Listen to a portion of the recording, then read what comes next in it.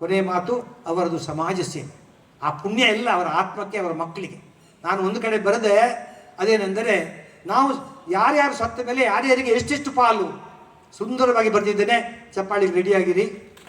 ಈಗಲ್ಲ, ಹೇಳಿದ ಮೇಲೆ. ನಾನು ಸತ್ತ ಮೇಲೆ ಅಥವಾ ನಾವು ಸತ್ತ ಮೇಲೆ ನಮ್ಮ ಬಟ್ಟೆ ಬರೆ ಬಡಬಗ್ಗರ ಪಾಲು. ನಾವು ಸತ್ತ ಮೇಲೆ ನಮ್ಮ ನಗನಾಣ್ಯ ವಸ್ತು ಒಡವೆ ಅದು ಮಡದಿ ಮಕ್ಕಳ ಪಾಲು.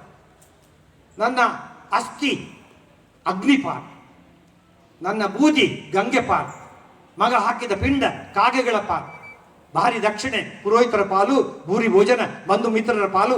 ಆದರೆ ನಾನು ಮಾಡಿದ ಪರೋಪಕಾರ, ನಾನು ಮಾಡಿದ ಸತ್ಕಾರ್ಯ, ನಾನು ಮಾಡಿದ ಸಮಾಜ ಸೇವೆ ಅದು ಮಾತ್ರ ನನ್ನ ಪಾಲು. ಇದು ಬೇರೆ ಯಾರಿಗೂ ಬೇರೆ ಇಲ್ಲ ಪಾಲು. ಅದು ಇವರಿಗೆ ಸಿಕ್ಕಿದಂಥ ಪಾಲು.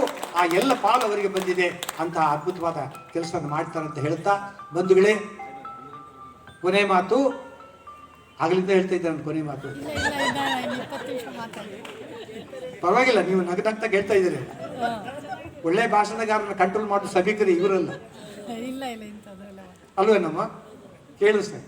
ಏನು ಮಾತು ಅಂದರೆ, ನೋಡಿ, ನಾನು ಹುಟ್ಟುವಾಗ ನನ್ನ ಬಳಿ ಯಾರಿದ್ದರೂ ನನಗೆ ಗೊತ್ತಿಲ್ಲ.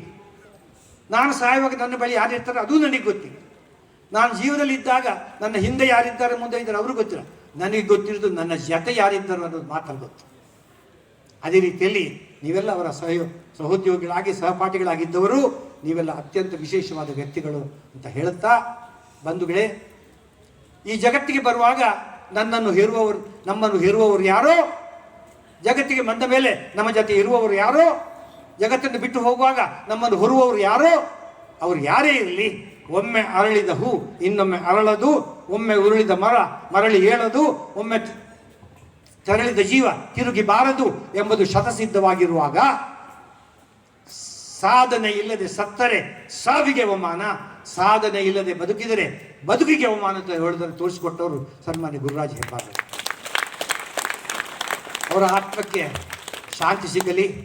ಅವರಿಂದ ನಾವು ಪ್ರೇರೇಪಿತರಾಗಿ ಅವರು ಮಾಡಿದ ಸತ್ಕಾರ್ಯಗಳಲ್ಲಿ ಅದನ್ನು ಮುಂದುವರಿಸೋಣ ಅಂತ ಹೇಳುತ್ತಾ ಎಲ್ಲರಿಗೂ ನಮಸ್ಕಾರ. ಶುಭವಾಗಲಿ. ನಮಸ್ಕಾರ.